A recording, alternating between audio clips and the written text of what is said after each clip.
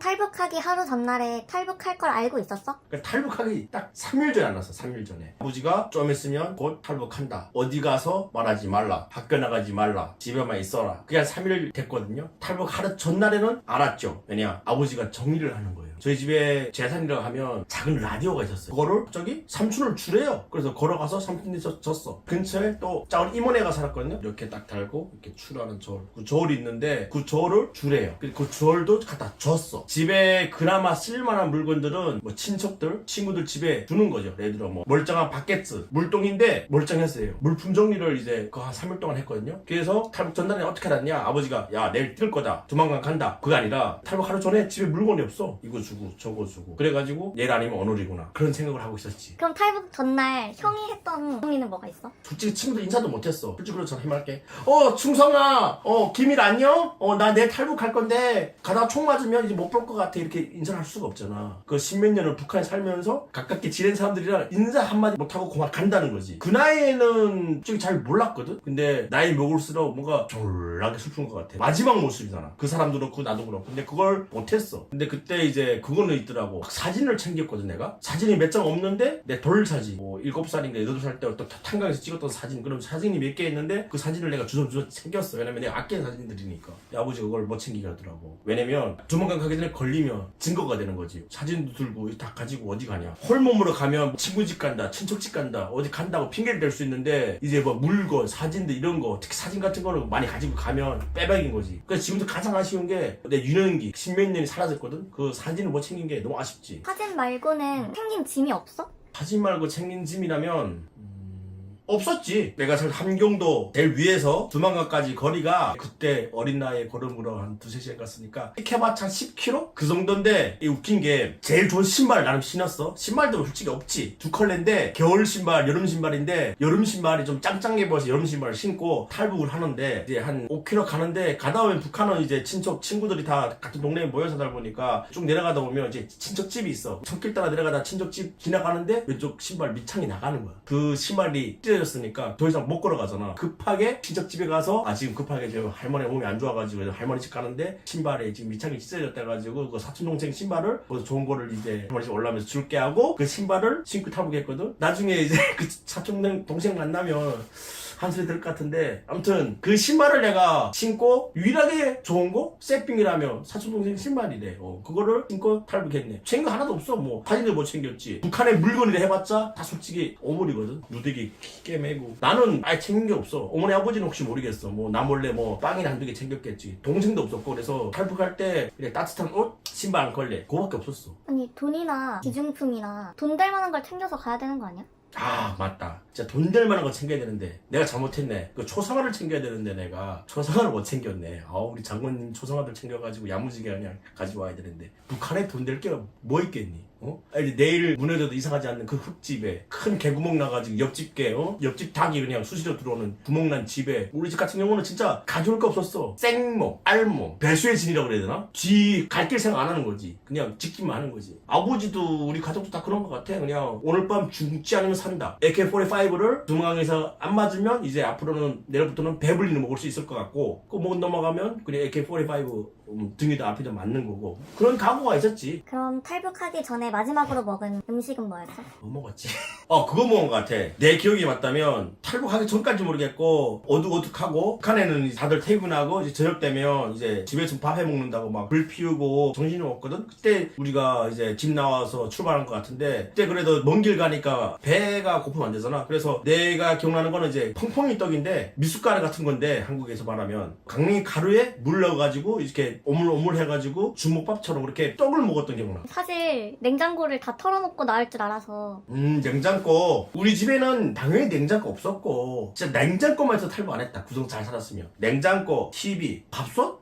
말하는 밥가마 뭐 쿠쿠 하세요? 절로 가세요야. 뭐 그런 게 어딨어. 당연히 냉장고 없었고, 탈북하기 전날이니까 뭐 냉장고 털어먹어 받겠다, 백민시켰겠다 이런 뭐 말도 안 되는 이제 상상할 수도 없지. 탈북하다가 지금 생각해보면 탈북하다가 잡혔어. 근데 운 좋게 도망가게 총 안 맞았네? 다시 이제 쫓겨났어. 그거 더 최악인데? 돈 될 만한 건 다 죽어 나왔으니까 뭐 일주일 안에 다 굶어 죽었겠네. 어찌 보면 탈북하다 걸리면 죽는 거잖아. 최후의 만찬인 거지. 그 최후의 만찬 먹을 만한 그런 돈도 없었어. 장바당 가서 살 수 있는 그런 상황도 안 닦아가지고 진짜 그야말로 뭐 아닌 더였네. 그러면 그 떡을 먹고 맨몸으로 10km를 일단 걸은 거야? 그렇지. 북한 사람들이 연비가 좋아. 뭐 입에 뭐 들어가면 잘 걸어다니거든. 365일 뭐 걸어다니는 것도 있어. 뭐 버스가 있어, 택시가 있어, 뭐 지하철이 있어. 그냥 걸어다니는 거야. 주구장창 동아리 나갈 때까지. 그러니까 퐁퐁이 떡 뭐 그냥 입에 좀 들어가면 뭐 10km 뭐야. 어린애들은 100km도 걸어가지. 그 퐁퐁이 떡 한두 개 먹는 걸로 2, 3일을 걸을 수 있지. 왜냐면 뭐 입에 뭐 들어갔잖아. 소화 장기들이 움직이잖아. 그러니까 그때는 뭐 한 끼 먹었다. 이러니까 뭐 2, 3일은 버틸 수 있겠다. 그런 생각할 때라서 90년대 말에는 너무 고난의 행군이라서 뭔가 더 나은 삶을 위해서 간다. 이런 생각에 빠져 있으니까 기분 좋았다니까? 그러다 내려가다 보니까 밤이 어두워지고 북한은 가로등이 없잖아. 달이 뜨는 거지.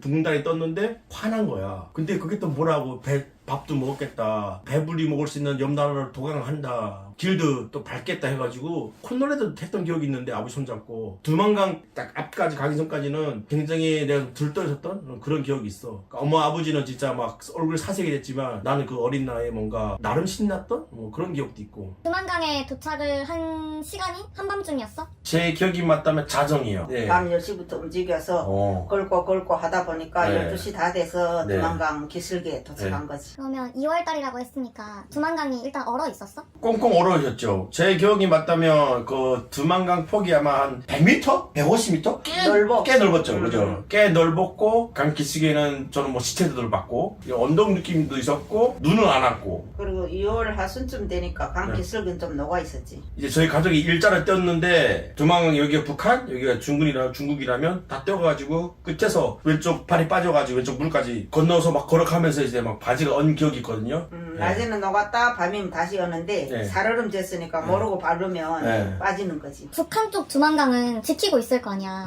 그러면 중국 쪽 두만강은 북한군이 거기는 안 지키고 있는 거야? 지금은 뭐 TV에서 보니까 요즘 뭐 감시 카메라도 있다고 그러더라고. 그때는 우리 때 그 두만강은 이제 뭐 2인 1조여가지고 이제 사람 이렇게 북한 쪽만 지키는 거지. 중국 쪽 그 뭐 두만강에는 없었어. 없었죠. 왜냐면 중국 사람들이 목숨 걸고 북한 올 이유가 없으니까. 맞죠? 맞아. 네. 뭐 2인 1조로 순찰하는데 그 네. 순찰하는 그 시간을 이렇게 네. 잘 타이밍 짜가지고 네. 빈 공간이 있는 사이에 네. 그 사이에 뛰어야 되는 거지. 제가 알기로는 아버지가 뭐 좀 뭔가 뭐 담배를 찔러줬나 뭐한테 찔러줘가지고 뭔가 협의가 있었나 봐요. 정확히는 몰라요. 어떻게 한 거죠? 그렇게 해야지. 네. 무작정 오다가 네. 잡히면 뭐 감옥행이든가 죽음이니까 이미 사전 약속 있어가지고 좀 뭐 크게 줄 건 없어도 뭐 뇌물 같은 거 조금 주고 담배라도 주고. 그때 타이밍 맞춰가지고 이제 아버지 신호 줘가지고 이제 두만강을 딱 뛴 거죠. 운 좋게 그때 이제 이민군들한테 안 걸리고 뛰어가지고 무사히 이제 중국 땅. 그 중국 땅 넘어가니까 일단 그냥 좀 호흡벌판이었고 평지였죠.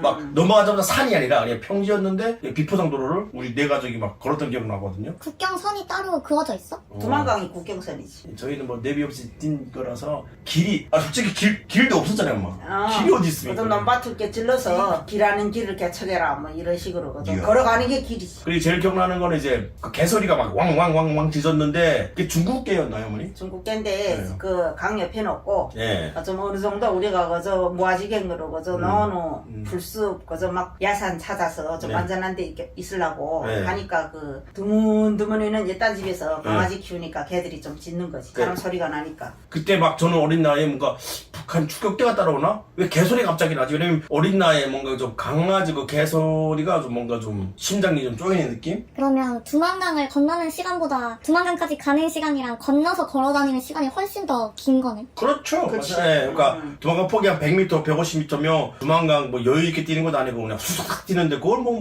10초에 30초 아니면 뛰고. 그래 두만강 건너는 시간은 급하게 초스피드를 떼야 되니까 빠른데 두만강 넘어서 체류하는 시간 또 우리 준비해서 두만강까지 가서 그거 들고 뛰기 전 준비하는 게 좀 오래 걸린다 그 얘기지. 그러면 일단 두만강을 건넜을 때 목표로 했던 장소가 중국이었던 거야? 우리가 그렇게 허겁지겁 뛰어가지고 한 몇 시간 뛰니까 뭐 새벽이 됐어요. 허름한 초소가 나왔는데 그 초소에 가니까 어떤 사람이 있었어요. 처음 보는 사람이. 중국 사람 같은데 한국어는 잘했고. 그 사람이 누구냐면 북한에 있을 때 아버지가 친구가 있을 거 아니에요. 근데 그 친구가 북한 연변에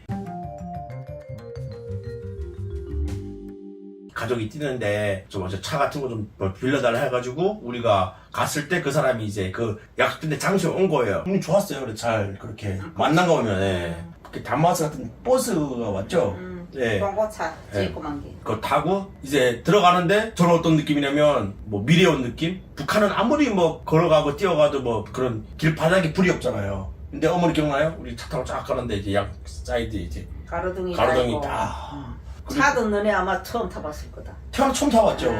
소달구지나 2번 타봤지. 그게 연변이야? 연변이지. 네, 두만강 딱 위쪽이 연변이거든요. 그래서 한참 달려야 돼. 한 2시간. 한참 2-3시간 달리니까 이제 날도 밝고 그때는 이제 중국 땅에 온 거죠. 두만강이랑 이제는 몇십 킬로 떨어진 곳에 온 거죠. 그래서 다마스를 타고 어디를 갔는데? 그게 그냥 일반 주택이었죠, 어머니. 땅이 붙은 일반 단층 집을 주로 땅집 하는데 땅집에 가가지고 그때 우리가 그때 아침 먹었나요? 아침을 거기 가서 먹은 거지. 한 몇 년 만에 보는 이밥에다가 계란에 무에다 해서 이렇게 챙겨주니까 우리 그때 허겁지겁 먹던 기억 안 나? 너네들이 밥 3공기씩 먹었잖아, 앉은 자리에서. 공기가 아니고 사발이지. 사발이죠. 진짜 국그릇도 큰 국그릇에 한 3-4개씩 먹었죠. 태어나서 그렇게 쌀밥 배불리 먹은 적이 없어요, 저는. 그래가지고 아마 네. 뭐 10년 이래니 아마 제일 잘 먹은 것 같아. 12년 살면서 처음으로 그렇게 배불리 먹은 느낌? 쌀밥으로. 그리고 우리가 밤을 새가지고 잤는데 탄수화물에 취해가지고 잔 것 같아. 그러니까 연변도 이제 온돌방이지. 온돌방이거든요. 아랫역이 따끈따끈하거든요. 그래 거기서 이제 이불이 베겨져가지고 우리 온 가족이 이제 누워가지고 잔 기억이 나거든요. 그래서 그때 이제 안전하게 탈북했다는 안도감과 배가 좀 불러가지고 잤던 기억이 납니다. 그게 탈북 첫날이네요. 그러면 그 집에서는 얼마나 살았어?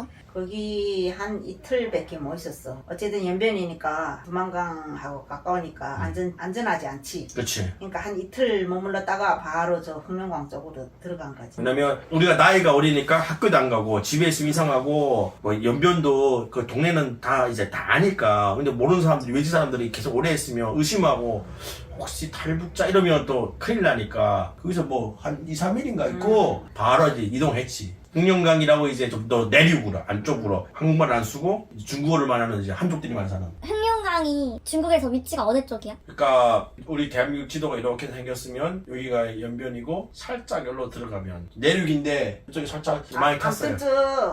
안쪽으로 많이 들어가는 거지. 거기 좀 안전하다 해서 그쪽으로 가게 된 거지. 그쵸, 이제 한족들이 많은데. 근데 연변은 한국말을 할 수 있는 사람이 조금 있잖아. 내륙으로 가면은 다 중국어를 할 텐데 가족 중에 중국어 할 수 있는 사람이 있었어?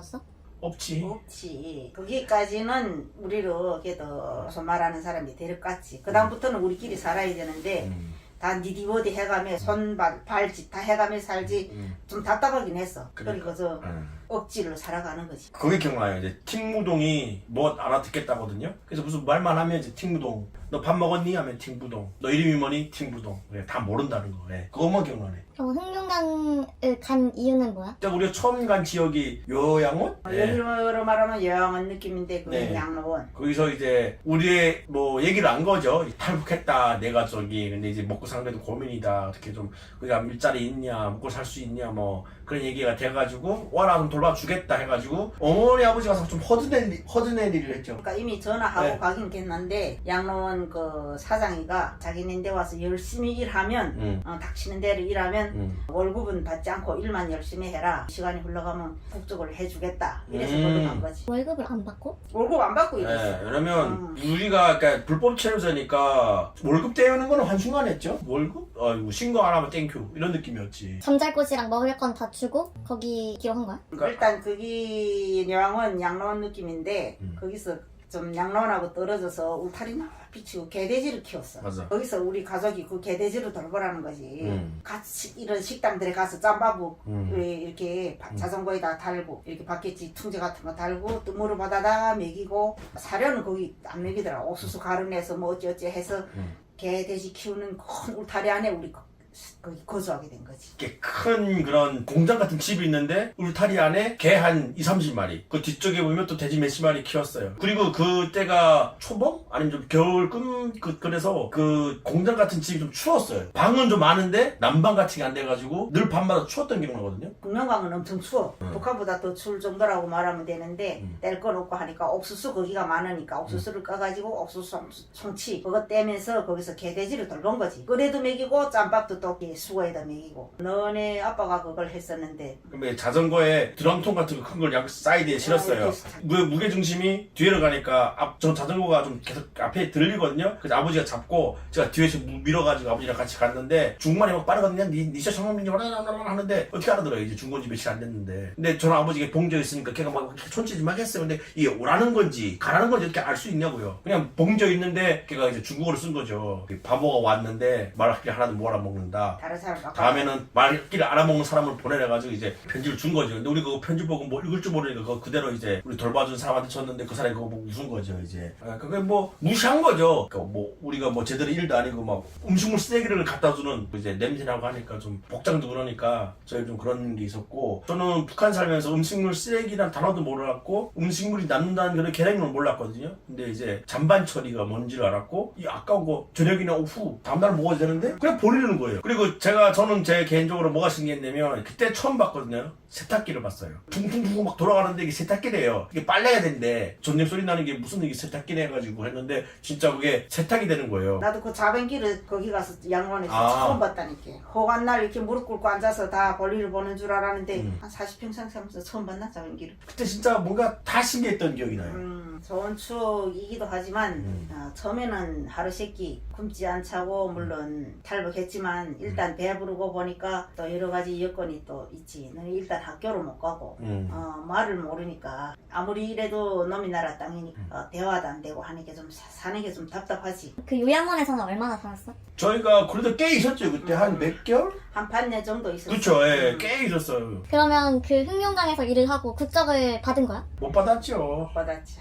원래는 일을 열심히 하면 국적을 해서 좀 이렇게 안착을 시켜주겠다 해서 우리 죽기 살기를 일을 했는데 보면 우리를 좀 일만 시키고 해주는 기미가 반년 지나는데도 전혀 보이지 않는 거야. 그리고 어찌하다나니 거기 안쪽에 원래 흑룡강 쪽에는 맨 한적인데 어떻게 조선족들이 좀 있더라고. 그러다 나니까 한이 건너 두이 건너 우리가 상주하고 있다는 게 어떻게 좀 알게 됐어. 혼자 온 남자, 혼자 온 여자 이런 사람들은 좀 괜찮은데 우리는 식구가 4명이니까 그 다음 또 얘네가 한 12살, 10살이니까 한참 공부할 때인데 공부 못하고 집구석에 계속 있으면 그것도 안 된단 말이지. 거기서 아무리 못 살고 어쩌고저쩌고 해도 학교는 가니까. 그러니까 우리 안전치 않으니까 자꾸 이동하게 된 거지. 여기로 갔다 저기로 갔다. 그쵸. 그러니까 고생은 각절로 하는 거지. 가족이 움직이자면. 저희가 두 번째로 뛴 장소가 북경이거든요. 우리가 우리 갔던 식당이 중국 식당 맞죠? 한자막 있던. 처음에는 그 한국 사람 경영하는 식당 가면 뭐 안전도 보장되고 좀 월급도 따박따박 받고 좀 그래서 갔는데 두 군데 찾아갔었어. 갔는데 그 사람들이 우리 불법이고 또 저쪽에서 왔다고 솔직히 얘기했는데 신분이 안전치 않은 사람 쓰면 자기네들도 불이익이 올까봐 받아주지 않아가지고 결국은 조선족 사람들이 운영하는 식당으로 갔었지. 그러면 그 조선족이 운영하는 식당은 어떻게 찾아서 간 거야? 그 다음에는 한국인 식당 안 가면 그 넓은 북경에는 한국말 하는 사람 찾기가 없단 말이지. 어렵지. 그래서 시장을 가. 일단 김치를 파는 사람들인데 찾아가. 그럼 유일하게 김치 파는 사람들은 조선족들이거든. 거기 가가지고 우리가 여사에서 이러는데 좀 어떻게 일자리를 좀 찾아주면 안 되겠냐 이렇게 사정을 해. 좀 아주 그래가지고 이런 상황이다 하면 그 사람들이 연줄 나서 식당을 찾아주고 그러거든. 그래서 결국 그 식당으로 가게 된 거지. 베이징에서 식당에서 일을 이제 시작을 한 거야? 북경하면 막 을이 번쩍 막 큰 오리가 있을 것 같지만 그런 게 아니고 외곽에 갔어요. 그러니까 되게 촌 같은데 제가 기억나는 거는 그 식당이 큰 유리가 돼 있었는데 이렇게 빨간색으로 한자가 돼 있었고 냉면이랑 고기를 팔았어요. 어머니가 냉면 만들고 설거지하고 닥치는 대로 했지. 아버지 아버지도 말이 안 되니까 그 불 날랐죠. 불 피우고 불 나르고. 숯불. 예. 저랑 동생은 여기 식당이라면 그 식당 뒤에 이제 창고 같은 데 있었는데 창고에 어떤 공간을 준 거죠. 빈 공간을 빈 하나 공간. 내준 거지. 처음에는 창고 청소하기 전에 거기 지도 많고 지저분했지. 청소하고 들어가서 쓴 거지. 처음에 되게 더럽고 막 좀 냄새도 났는데 그래도 어머니랑 아버지가 많이 치워가지고 나중에는 좀 살만했어요. 그죠? 예. 그리고 그때 그래도 좀 중국 음식 좀 제대로 먹었어요. 왜냐면 이제 어머니는 기억할지 모르겠지만 어머니가 이제 중국 사람들이 좀 반찬을 여러 개 시켜 먹거든요. 뭐 징컬 이런 문화가 있어가지고 5개, 8개 시켜 먹는데 나중에 냉면을 시켜요. 그러면 냉면을 배불러서 다 못 먹는단 말이죠. 그럼 그 냉면이 좀 아깝잖아요. 북한에서 봤을 때는 새 건데 나중에 어머니가 한 젓가락 딱 먹었다 먹으래가지고 그 냉면 시원한 거 먹었던 기억나거든요. 손님이 젓가락 안 갖다 생각하는 건 저도 네. 가지다 먹은 거예요. 아무튼 그래가지고 그렇게 있었고 어머니 아버지 그때 좀 맥주를 많이 드셨죠? 먹지는 드시진 않고 조금 마시긴 했지. 어머니 아버지가 주말마다 맥주를 먹고 배가 부르면 어째 그렇게 싸웁니까? 근데 뭐 싸우지 않으면 부부 아니고. 그쵸. 그쯤 살다 보면 또 별로 애절한 것도 없고 싸우게 돼. 장기는 북한에서 뛸 때는 탈북 갈 때는 하루 세끼 해결 못하니까 굶어 죽지 않으려고 떼는데 일단 중국에서 그나마 밥을 먹고 이 말 맞다나 자꾸 배가 부르고 하니까 학교 못 가는 것도 있고 앞으로 어떻게 살아야 되나 답답함. 여기서 아직 신분도 국적도 못 쟀지 어떻게 사는가 앞이 보이지 않으니까 좀 가슴이 답답한 거지. 맥주도 좀 뻥 뚫리지 않을까 싶어서 마셔도 받고 그러다 나니 싸우게 된 거지. 그렇게 지내고 진짜 지옥이 뭐냐면 여러분 그 땀띠 아세요? 땀띠? 여름에 나는 그 빨간 땀띠 이걸 그때 제가 태어나서 처음 나봤는데 중국에서 탈북해서 첫 여름을 맞이한단 말이에요. 근데 베이징 진짜 더운 거 아세요? 미친 날씨거든요. 1층이 식당이고 2층이 이제 잠잘 수 있는 또 공간이 있었거든요. 이 1층은 어떻게 했냐면 이렇게 생긴 철로 된 간판을 이렇게 일자로 붙였어요. 양철판 같은 양철판 같은 거를 2층을 이렇게 도배를 했단 말이죠. 온낮 뜨거운 햇빛을 온낮에 머금다가 밤도 더운데 저녁 되면 안으로 다 넣어주거든요. 천장에 이렇게 팽팽 돌아가는 선풍기 하나 있었는데 뭐 바람이 오는지 안 오는지도 모르겠고 기분 좋으면 오는 정도예요. 그래서 샤워를 아니라 물바가지로 이제 샤워를 딱 10번씩 했나? 물 빠겠지. 그래 물을 이렇게 딱 하고 걸어오잖아요. 또 땀 나 있어. 그렇게 한 일주일 지나니까 살이 접히는 부분에 빨갛게 그 두드러기? 땀띠인가? 아무튼 그것 때문에 저는 엄청 고생한 기억나거든요. 그리고 막 몸이 너무 가려. 막 습하고 더우니까. 목이 엄청 많이. 아침에 일어나면 이렇게 긁으면 여기 울퉁퉁퉁해서 이렇게 말을 못할 정도로 목이 많고 덥고. 우리 어머니 어떻게 버텼어 그때는? 우리는 뭐 애들이니까 버텼는데 어머니랑 아버지가 좀 더 힘들지 않았나? 저보다도 너희 아빠가 불 피우는 사람도 힘든 거지. 불을 들고 또 갖다 손님 주고 또 그거 마지막에 치우고 하니까 거의 더 더운 거지. 아무튼 더웠어 거기는. 좀 배 부르게 먹으니까 또 다른 그런 고충과 고통이 있는 거지. 그러니까 뭔가 나라 없는 서름, 공부 못하는 그런 답답함. 왜냐면 제가 아침마다 책가방 메고 학교 가거든요. 근데 저는 그게 제일 부러웠어요. 왜냐면 저랑 동생은 갈 데가 없거든요. 그 뜨거운 그냥 그 철판 뒤에서 땀 흘리면서 물바가지로 그냥 이마에 그냥 없는 거밖에 없었는데 아침마다 애들이 막 어머니 아버지 손잡고 막 책가방 메고 학교 가는 거예요. 근데 그게 진짜 좀 부러웠어요. 그리고 걔네가 막 교복 같은 것도 예쁜 거 입고 막 가는데 나도 저런 삶은 어떤 삶입니까? 그래 너네 할 일은 없으니까 낮에 자고 밤에 잠이 안 오고 하면 거기 조금 나가면 호수도 있고 했어요. 맞아 뒤에. 그래서 야간 낚시를 중국인들이 많이 하거든. 흔히. 그럼 거기 가서 할머니 할아버지들이 하는 길거리처럼 애들이 앉아서 낚싯대나 흔들고 앉아있고 그러니까 그게 영 안 되는 거지. 공부할라 공부는 안 하고. 그러면 그 요양원에서는 국적을 해준다고 해서 거기서 일을 시작한 거잖아. 그럼 베이징에서 일을 할 때는 그런 약속이 있었어? 없었지. 그때 상황에는 지금 어차피 거기 북경을 가서 식당에 취직은 됐는데 그래서 어쨌든 그 창고 같은 데서 살면서 지금 먹고 사는 게 월급 받아가지고 쌀 싸고 뭐 이렇게 채소 싸고 이렇게 먹고 사는 게 급수면지 그 국적 그까지는 논의할 상황도 못 됐던 거지. 또 그 사람들을 믿을 수도 없었고 가다 오다 만난 사람들이니까.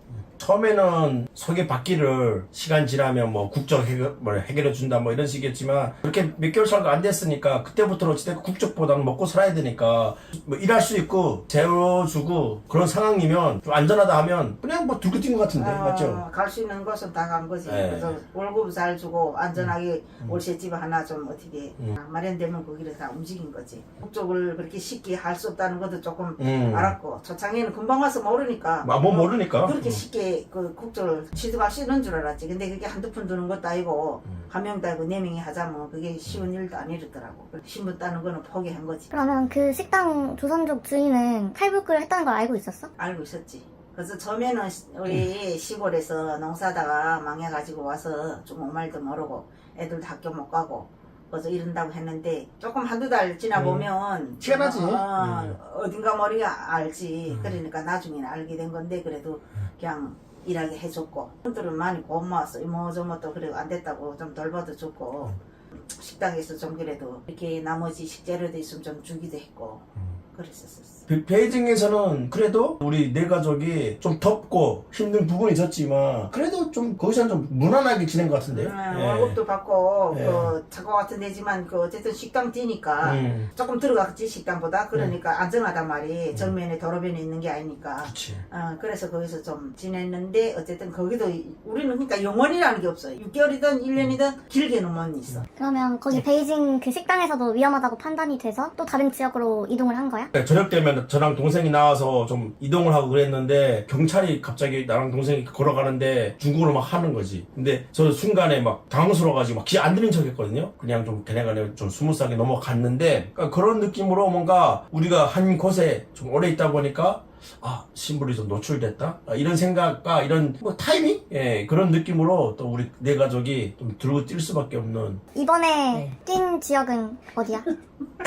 그 다음에 간 거는 흥룡강. 흥룡강이었나요? 지치알. 다시 돌아간 거야? 원래 흥룡강에 있었잖아. 할빈에서 북경 갔다가 다시 흥룡강 지치알로 간 거지. 풍룡강 자체가 어마하게 큽니다. 제가 풍룡강이 잊을 수가 없거든요. 뭐 때문에 그러냐? 추위.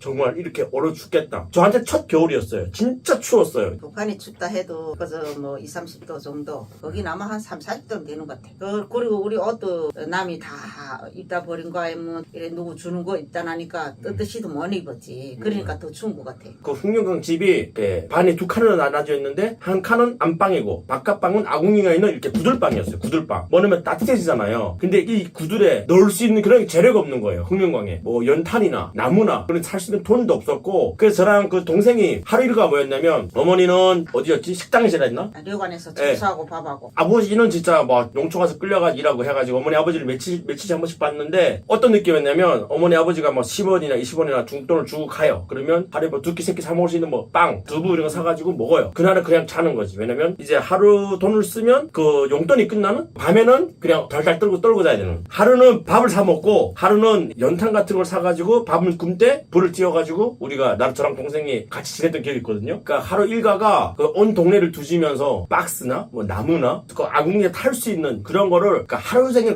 동네 걸어 다니는 거예요. 밤에 그 아궁이에 목을 짚혀가지고 오늘 밤은 좀 따뜻하게 지내야 되겠다. 그런 생각밖에 없었어요, 진짜. 우리가 변변한 이불이 있었나? 뭐 좋은 패딩이 있나? 그리고 그때도 제가 기억이 맞다면 배불리 못 먹었어요. 왜냐면 어머니랑 아버지는 제 기억에 거의 돈을 못 받았고 어머니도 일을 계속 했지만 그렇게 큰 돈을 버는 게 아니라서 용돈은 주긴 줬는데 늘 부족했어요. 한참 먹을 때고 뭐 동생이랑 뭐 저랑 이제 뭐 시장 같은 데 가면 이상하게 빨간 소세지 있거든요. 그게 왜 이렇게 먹고 싶은지. 맞아.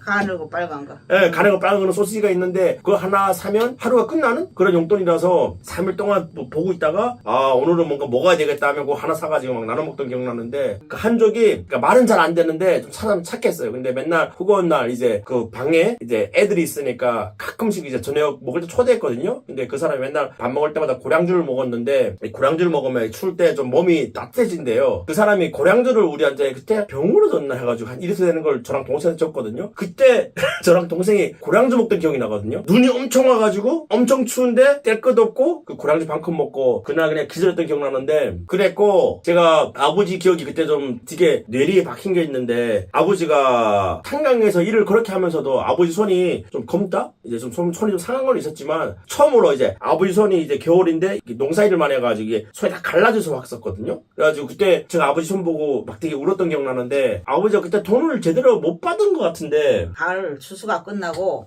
벌써 거긴 10월달이 농벼라 치는데 11월 12월 그때 벼 탈고 갔어 농장에. 근데 그 사람들은 먹여주고 재워주는 그 조건 하에서 50원밖에 안 준 거야 한 달에. 한 달에 50원? 한 달에 50원은 뭐 그때 당시 여기 돈 10,000원도 안 하는 돈이야. 그래서 그래서 거기서 몇 달 일하고 무슨 받아온 돈이 무슨 뭐 도저히 100원, 150원 이 정도도 안 되는 거야. 3개월 일하고도. 근데 배탈곡 자체가 옷을 튼튼히 입고 장갑도 끼고 이래야 되는데 이 맨손으로 하다시피 하니까 이 손이 다 터 갈라져서 완전히 험상하게 해가지고 돌아온 거지. 그때 아버지 기억이 되게 강렬해요. 왜냐면 아버지도 어머니도 북한에서 고생을 많이 했지만 북한에서 막 손이 가라지고 그 정도는 아닌데. 막 코가 얼어가지고 막 이렇게 코에서 피 나고 막 그런 기억이 없었는데 아버지가 그때 이제 하도 고생하고 일을 하니까 이 손이 다 터가지고 코도 빨개져가지고 와가지고 그냥 눈물 났어요. 그래서 어린 나이인데도 진짜 마음 아팠어요. 왜냐면 열심히 뭐 열몇 시간 일을 하는데 뭐 돈도 제대로 못 받지 고생들을 하고 뭐 대호도 뭐 밥만 먹여주지 대호해주는 게 아니니까 아버지 진짜 일 가기 싫어가지고 그냥 혼자말로 그냥 신발 신으면서 아 진짜 일 가기 싫다 그러더라고요 아버지가. 나도 어찌어찌해서 찾아서旅館에서 밥하고 청소하고 아침에는 그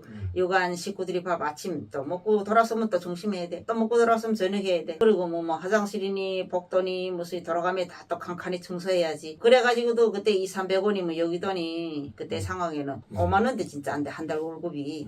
그런 돈 가지고 그래도 어떻게 그것도 받아야 되지. 뭐 사는 게 아니지 뭐. 근데 맞아. 우선 제일 고통스러운 거는 추웠어.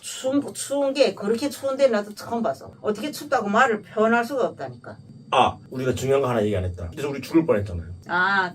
그거 먹고 가스 먹고. 아궁이가 있고 안방이 있는데 이 아궁이에 그때 뭘 집어넣는지 기억 안 나는데 어쨌든 너무 추우니까 온 가족이 모이긴 모였어요. 거기다가 집어넣는데 가스가 샜어. 이 가스가 차서 다 쓰러진 거지 우리가. 조금 더 있었으면 죽을러 쓴지도 몰라. 일어나려면 푹 쓰러지고 일어나려면 푹 쓰러지고. 정신은 똘똘한데 몸이 제대로 움직이지 않아가지고 그래서 우리 다 쓰러져 있으니까 주인집 사장인 남자가 와서 김치물 막 먹여주고 이래가지고 우리 겨우 기적적으로 살아나게 됐었잖아. 제 기억이 뭐냐면 가스를 많이 먹으면 이 머리가 깨질 것 같거든요. 그 집주인이 뭐 이게 다 끄집어내가지고 이제 땅바닥에 눕혀놨어요. 제가 얼굴이 이제 이렇게 돼가지고 이제 흙에 묻혀가지고 그냥 머리 아픈 상태로 그냥 막 있는 거거든요. 막 날도 추운데 그렇게 하는데 뭐 입에 막 넣어줘가지고 머리 아프게 2~3일 갔는데 몸을 가눌 수가 없었어요. 탈북은 성공했는데 가스 먹고 뒤질 뻔한.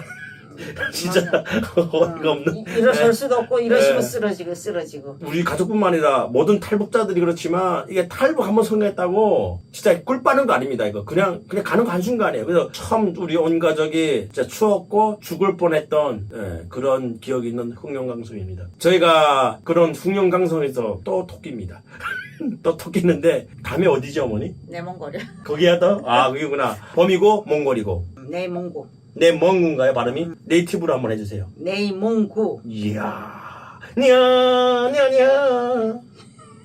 그것도 어째 가게 됐냐면 여기서 봄이 되면 탈곡이 없단 말이지. 농촌에 가서 너 아빠 일하는 아버지가 일하는 그 직업이 없어진단 말이야. 봄 되면. 그러니까 내가 혼자 200~300원 벌어가지고 우리 네 가족이 살 수는 없고 못 살았죠. 하니까 그 힘들었어요. 내몽구 쪽에 가면 조선족이 운영하는 식당은 아닌데 거기서 한창 그 무슨 뭐 냉면 무슨 이런 진달래 빤대 해가지고 이런 데를 찾아가면 그래도 조선 사람이면 많이 우대해주고 월급도 잘 준다. 가서 뭐 이런 무치는 냉채도 하고 냉면도 하고 하면 월급 잘 준다. 이래서 거기를 찾아가게 된 거지. 맞아 식당이었잖아요. 식당이지. 그러니까 너 아빠도 일하고 나도 일하고 하는 대로 찾아가자니까 내 몽골까지 또 가게 된 거지. 그때 어머니가 뭐하고 아버지가 뭐 했죠? 거기 그러니까 만족. 여기는 한족이 아니고 만족이야. 만족? 만족. 뭘 그렇게 만족했죠? 중국에 56개 족이 있는데 네. 만족이라는 사람이 운영하는 그 사람이 뭐 진달래 식당이라고 딱 이렇게 조선글로도 쓰고 한자로도 쓰고 해서 영어로도 그러니까 그 안쪽에는 그런 식당이 드물고 그러니까 일종의 조선 음식이지. 냉면. 이 냉면 팔았어 맞아. 무치는 채. 채 팔고. 그다음 찰떡. 떡도 팔았어. 맞아. 떡을 이렇게 해서 밖에다 이렇게 넣고 이렇게 찍으면서 이렇게 파는 거야. 사람 좀 이렇게 많이 유치하려고. 식당이 컸어. 식당 엄청 컸는데. 방도 막 있었잖아요. 여러 개 됐어. 그러니까 나는 거기 가서 냉면도 하고 이런 반찬도 무치고 그런 거 하고.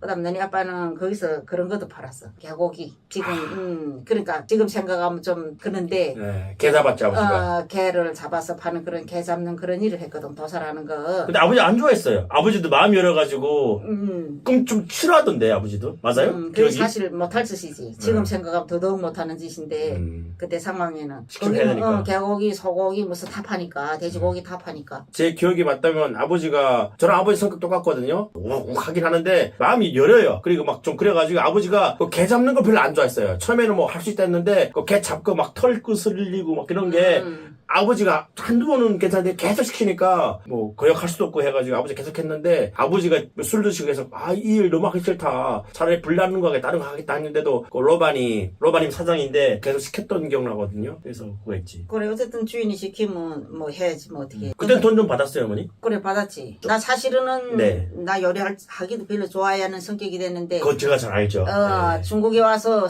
먹고 살라니까 뭐 식당 일도 해보고 조금 배우다 나니까 거기 가서 냉면 하는 것도 조금 했고 이 밑반찬 이렇게 무치는 것도 했고 해서 갑으로 받은 거지. 려간에 쌀 때 300원밖에 못 받았는데 거기서 700원 받았지. 2배 뗐어요? 와, 그다음 너 아빠도 타고 갈 때는 50원 받았는데 거기서 200원 받았지. 와, 또 부산에. 그래 엄청 네. 부자지. 그 둘이 앞에서 900원. 900원은 뭐, 야. 그래서 받고 거기서 좀 집도 안정하게 안전한 데서 제공해주고. 근데 그 사실 사람 중국에도 좋은 사람 많아. 한족도 좋은 사람도 있지만 그 만족인 사람은 법도 없이 살 사람이고 한량 없이 좋은 사람이지. 그런 사람 없어. 그래 그 우리 시골에서 응. 망해서 이렇게 왔다니까 연변에서 너네를 자전거도 가르쳐주고 기억나요. 큰 자전거 어. 타는 거. 그리고 학교도 너네를 보내주겠다고 막 그랬었잖아. 그 사장이. 좋은 사람이었어.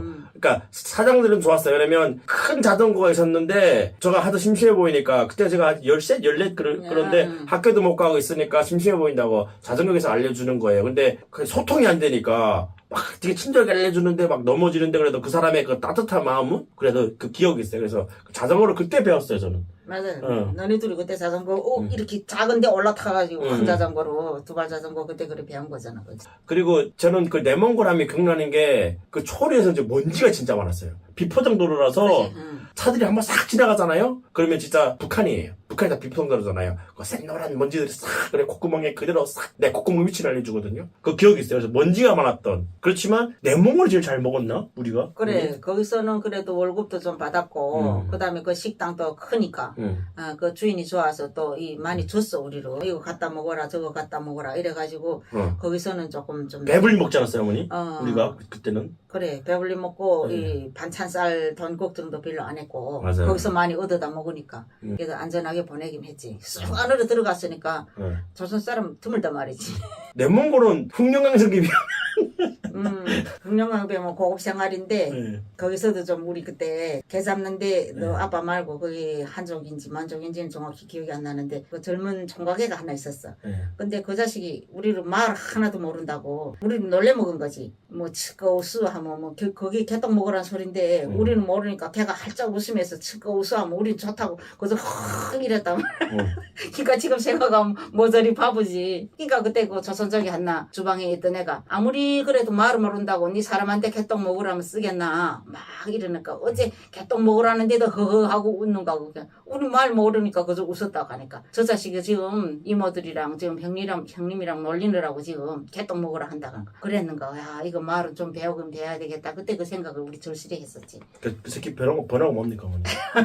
개새끼네. 아니, 뭐, 그렇죠. 뭐, 그니까 뭐, 일하고, 그렇게 좀 안전하다 그래도, 그냥, 저는 그 기억은 확실히 있어요. 매번 느끼는 건데, 나라 없는 서름. 늘 마음이 불안하고, 북한이었으면 막 주먹 날라가고, 발 날라가고 싸웠는데, 아버지도 참는 거죠. 왜냐면, 싸움하면 이렇게 신고하면 다 북성이에요. 지금 생각하면, 우리 3년 있었는데, 그런 일들이 진짜 비일비재했죠, 뭐. 내먼 거도, 제가 기억에는 억울한 일도 있었지만, 온 가족이 배불리 목을 씻어가지고, 우리한테는 그래도 좋은 기억이 아니었나. 한 곳에 오래 못 살고 월세집만 해도 무슨 10몇 개를 옮겼으니까 13개인가 14개 3년 사이에 네. 그러니까 말 다 했지 뭐. 우리 그러니까 그때 당시에 큰 바퀴 달린 가방 하나 누구 버린 거 주워가지고 거기 기억나요. 우리 살림살이 거기 다 있잖아.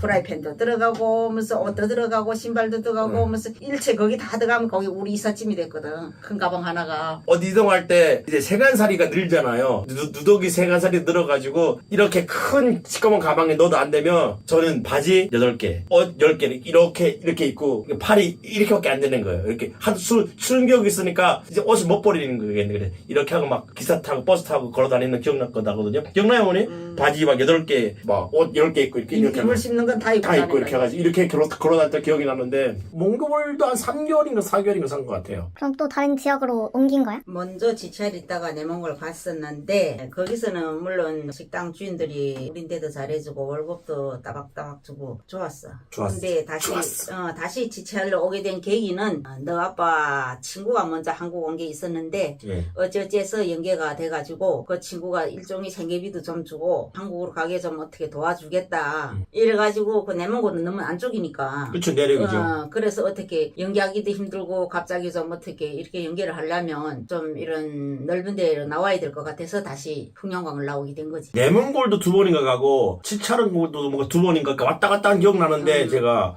그때 어머니 아버지 좀 일 좀 시골 있지 않았나요? 내몽골에서 번 돈도 조금 있고 하니까 예. 여기 오면 관건은 이래저래 자꾸 들고 뛰는 인생도 그만하고 싶고 너네들 학교도 보내야 되겠고 이래서 한국행을 그때 결심한 거지. 그러니까 얘기를 좀 하자면 내문골에서 그래도 좀 월급도 따박따박 받고 돈도 벌고 배우를 먹다 보니까 이제 우리 상황을 좀 보게 된 거죠. 미래가 없는 거지. 그래. 예.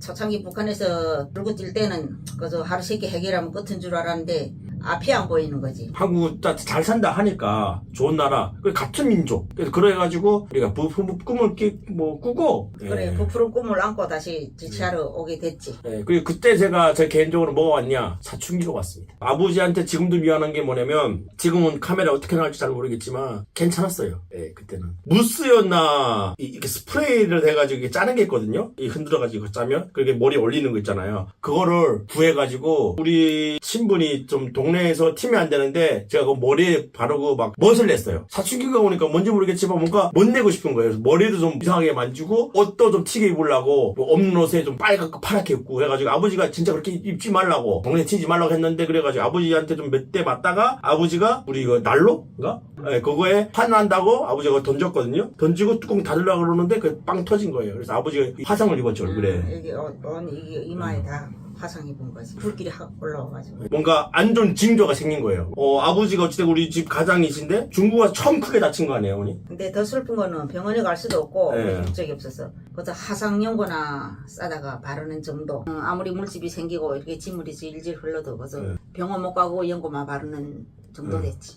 저 개인적으로 뭔가 좀 쎄하다 이런 거 있잖아요. 그래서 그 되게 느낌이 안 좋았어요. 그래가지고 엄청 고생했지. 몇몇 달. 사실 화상 입은 상처는 빨리 아물지도 않고 또 그해 겨울이니까 더 오래 간 거지. 아버지가 고생을 많이 한 거지. 그 상황에서 어머니 아버지가 치차를 해서 좀 쉬는 상황이었고 돈도 좀 있었고 도와준다는 사람이 있으니까 마음의 여유도 있어서 좀 쉬고 아버지가 좀 몸치료를 좀 한 거지. 그때 이제 저희 집이 지내는 집에서 아버지가 잡히게 되거든요. 그 상황이 어머니 정확히 기억나시죠? 지금 생각하면 다시 기억하고도 쉽지 않는 기억인데 친구도 오면 못 받고 어째서 이 한국에 그 무슨 단체가 있어. 그거까진 꼭꼭 집으면 안 될 것 같고. 집으면 아파요. 그래서 그 단체에서 우리를 좀 4명 한국에 좀 어떻게 가게 도와달라 하니까 그거는 너무 액수가 많아서 못 도와주고 조금이나마 생계비를 보내주겠다. 근데 우리는 국적이었고 통장도 없고 무슨 이런 게 없으니까 떠돌이 인생이니까 그때 여관에서 일했던 그 아주머니가 내보다 좀 나이도 한 15살 이상이니까 좀 연세가 있어.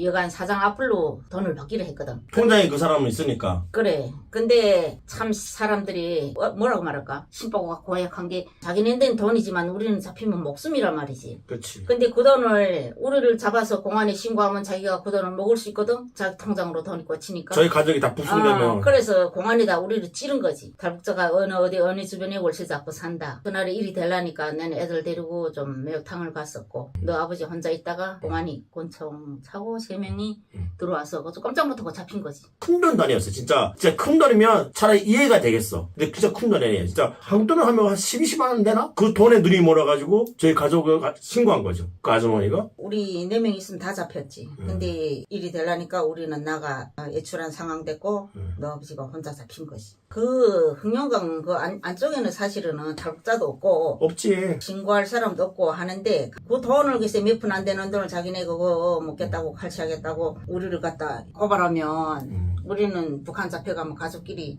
탈북했으니까 목숨인데 총살 맞을 수도 있고 정치범 수용소 갈 수도 있고 그러니까 사람이 그때 참 고약하더라고. 그때 이제 아버지가 건네 해가지고 은박지였나 어머니? 근데 그때 그 공안에 GCRC 그 어디 공안에 다 한족말을 하니까 대화가 안 된단 말이지. 근데 거기 하나 조선족이 있었는데 그 사람도 하도 그 지치열시에서 오래 사니까 우리 말을 좀 유창하게는 못해. 그래서 듣고 겨우 번질 정도로 더듬더듬했지. 더듬더듬 하는데 번역은 해야 되겠으니까 그 총각이 됐는데 노총각. 그 공안이가 지금 너희 아버지로 도문 병방구리 소까지 이송하게 됐지. 그래서 그분이 한두 마디 하다 보니까 안 돼가지고 좀 먹을 것도 챙겨주고 뭐 북한에 가서 걔도 굶어 죽지 말라고 1,200 큰 돈 나이라도 주머니도 이어주고 담배 이런 은박지 싸는 종이가 있는데 고급 담배 같은데 거기다 깨알같이 편지를 써왔더라고. 그 눈물 콧물 흘리며 그 편지를 읽던 기억이 지금 참 서함한데 제가 추후에 아버지한테 들어보니까 그 사람한테 그렇게 얘기했더라고요. 마지막 인사는 가족한테 하고 싶다. 통화하시는 상황도 아니고 북한에 가면 그때만 해도 뭐 맞아 죽거나 총살당하거나 그런 상황이니까 마지막인 거죠 사실상. 우리도 아버지가 북송된 다음에 그렇게 생각했어요. 아 우리 아버지 죽었구나. 어머니도 그렇게 생각했잖아요. 한치앞도 좀 예, 가능할 수 있는 이제 아버지 영영 못 보겠구나. 그런 상황이라서 편지를 쓴 거죠. 그래서 그 편지를 아버지가 그러니까 잡히고 나서 저희 가족한테 보낸 거예요. 어머니한테 정확히 보낸 거죠. 예. 은박지에다가 깨알같이 적어서 보낸 거지. 명진 엄마, 나 혼자 집에 있다가 중국 공안이 건천까지 차고 3명이나 갑자기 들이닥쳐 꼼짝 못하고 잡혔소. 당신은 애들과 잠깐 밖으로 나가기 천만다행이요. 누구의 신고로 잡으러 왔다고 하는데 한국 단체에서 우리 가족에게 최소한의 생계를 보내준다고 해. 우리가 호구, 국적이에요. 호구 없어 여관 주인이 조선족 아주머니 앞으로 받기로 하였으니 아마도 그 돈 때문에 우리 가족 신고한 것 같소. 사람이 어찌 우리 잡히면 죽음인데 돈 때문에 인간으로서 그리 하는지 참 기가 막혀 말도 안 나오. 그러니 우리 가족 돌보아주는 척한 그 여관 아주머니 조심하고 이쪽 집 받는 순간 아무도 모르는 새 집으로 옮기시오. 중국 공안 치조실이 아파트 층수가 높아 뛰어내리지도 못하겠고 기회를 아무리 엿보아도 도망칠 길이 없어 결국 도문병방 구류장으로 가고 있어. 열차 칸에서 기회를 틈타 좋은 조선족분 만나 쪽지 이 편지를 보내는 것이요. 북송되면 가족이 탈북해 총살당할지 매맞아 죽을지 한치 앞도 모르니 억울하고 답답하지 그지없소. 북송되더라도 죽을 각오로 다시 애들과 당신 곁으로 가려고 하겠지만 지금은 앞이 캄캄할 뿐이요.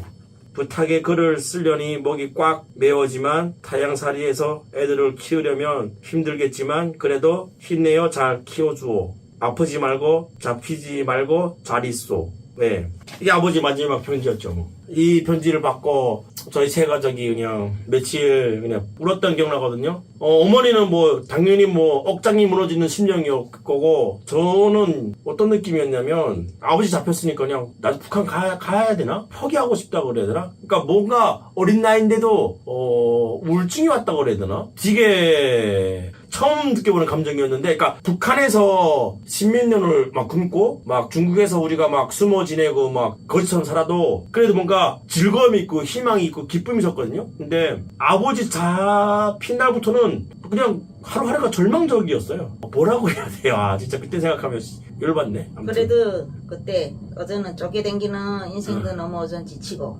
월세집 계속 1년에 몇 번씩 옮기는 것도 힘들고 너네 아버지도 잡혀갖고 나도 뭐 어쨌든 뭐 하늘이 캄캄하고 뭐 한치 앞도 안 보이니까 어제는 너무 지치고 힘들어서 고향 가서 죽고 싶은 생각이 들어가지고 우리도 갈까? 북한에 하니까 너네들 걔도 그때 10대인데 초반인데 또 한참을 생각하다 안 간다대. 왜 안 가나 하니까 가서 옥수수밥 죽 먹기도 싫고 학교 가면 애들이 반동이라고 놀래주니까 못 간다 이러더라고. 갈 생각은 물론 없었지만 하도 답답하니까 너네인데 여쭤본 거지. 맞아. 그런 기억 없으시나 엄마도 뭐 자포자기였지 뭐. 그래서 그때 저랑 동생이 그런 연습을 했어요. 아버지가 그렇게 험하게 잡히니까 또 그런 상황이 충분히 올 수 있잖아요. 그래서 담벼락 같은 데 올라가서 막 뛰어내리다가 다리가 부러지고 그랬거든요. 왜냐면 잡혀서 어디 구금되거나 송치되면 뛰어내려야 될 거 아니에요. 기차든 뭐 어디 내려가지고. 너네 둘이 높은 담장에 올라가서 둘이 뛰어내리는 훈련을 하다가 너는 괜찮은데 동생이 여기 다리 발목 뼈가 약간 나갔지. 계속 그러니까 높은 데서 점차 뛰어내리는 훈련해야지 잡히면 2층 3층에다 뛰어내려 산다. 기억나죠, 어머니? 예, 우리 하루에 점프를 진짜 웬만한 동네 개구리보다 더 점프했을 거예요. 한 100번 이상씩 점프 엄청 했어요. 어머니가 이렇게 아버지 북송되고 어머니 혼자 일을 했어요. 어머니가 그때 이제 일을 하는데 돈도 제대로 못 받고 올 때 음식물 쓰레기죠, 정확히 말하면. 그런 거 검은 봉투에 뭐 양꼬치가 됐던 초채 됐던 그걸 가져오면 겨우 데워가지고 먹거나 그걸 못 가져오면 그냥 하루를 굶는. 그때 기억이 진짜 생각해보면 진짜 우리 가족의 최악의 상황이 아니었나. 그때 왜 더군다나 돈이 없었냐면 이런 단층집에서 살면 경찰이 오는 것도 알고 쉽게 우리가 표적이 되니까 그 한 달에 200씩 나는 아파트 2층인가 3층인가 잡았어. 공장 단지 내에. 그러니까 가져온 돈을 얼추 다 털어서 월세집 좀 아파트로 들어가니까 그걸 뭐 좀 공안들이 찾기 힘드니까 뭐 몇 층이나 몇 통과 이게 찾기 힘들단 말이야.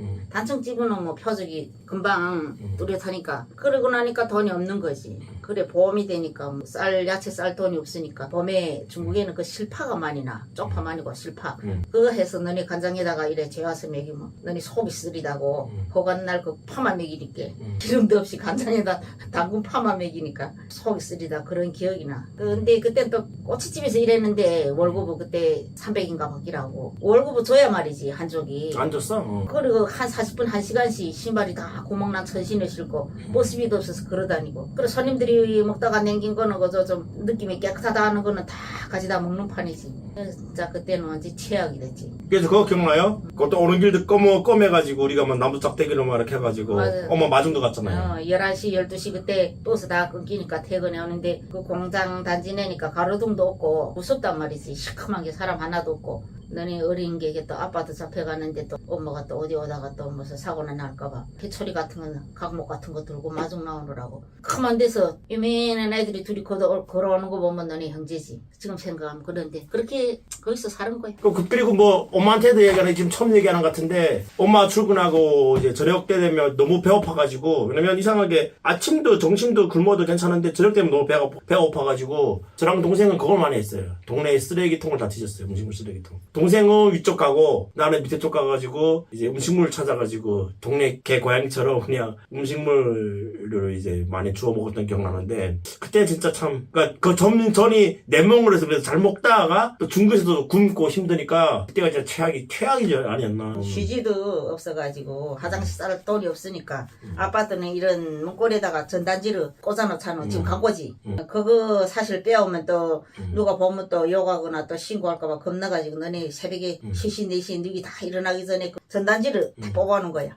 그럼 이래 좀 오래 비비면 좀 종이가 부드러워지거든. 그래 그걸로 휴지하던 기억도 나. 맞아. 종이도 없었고 그때 진짜 아무것도 없었지 뭐. 죽지 못해 살아온 거지. 그때 어떻게 살았지 근데 생각해보니까. 아니 거기서 노력하면 월급만 제때 주면 걔도 하루 세끼 밥은 먹는데 월급은 안 주지. 그렇다 해서 뭐 내가 혼자 벌어서 월세 200씩 내고 살자니까 300 받는 데서 200 내거나 100만원 100원밖에 안 남는단 말이지. 중국 돈. 그러니까 그 한 달을 쪼개서 살려면 입는 거 씻는 건 열에 둘째 치고 기본이 생활이 안 되는 거지. 그렇게 그러면 얼마나 살았어? 한 5달 살았어. 그러니까 겨울에 1월에 잡혀가서 6개월 만에 다시 상봉을 하긴 했는데 어쨌든 45달을 그렇게 사는 거야. 근데 월급은 한 번도 못 받았어. 다음 달에 준다 뭐 이러면서 지금 당장 반찬 쌀 돈이 없다 하면 우리 10원이나 주고 이러다 나니까 나중에 그거 뭐 우리가 또 어디 뭐 고소할 입장도 아니고 신고할 입장도 아니고 죽지 못해 사는 것이. 그거 진짜 지옥 같은 삶이었습니다. 하도 답답하니까 그때 때 아닌 때 뭐 30대 후반 40대 초 힘머리 다 나더라고 나는.